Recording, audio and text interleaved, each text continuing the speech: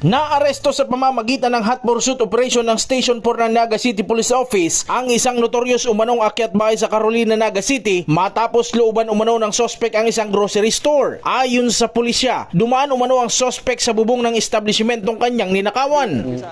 Magandang ugnayan ng mamamayan sa Barangay Carolina at ang kapulisan ng Police Station 4 ay nagresulta na po sa pagkakahuli ng isang suspitsadong akyat bahay sa Barangay Carolina. So, bali po nung madaling araw ng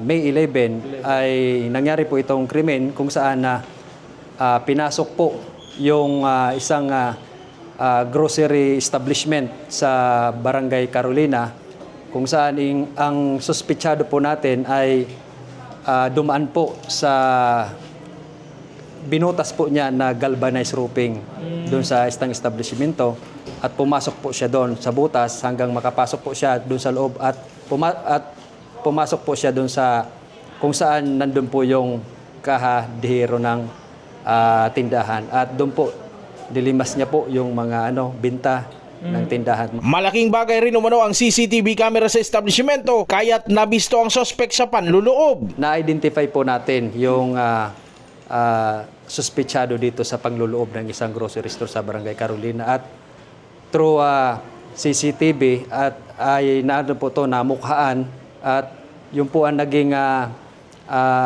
hudyat para magsagawa po tayo ng follow-up and hot pursuit operation para po sa maaresto po itong suspect. At yun po ay at sa kagandahang palad ay naaresto naman po itong suspitsado at naiharap po natin ito sa korte at napailan po natin ito ng kaso ng robbery through summary inquest proceeding.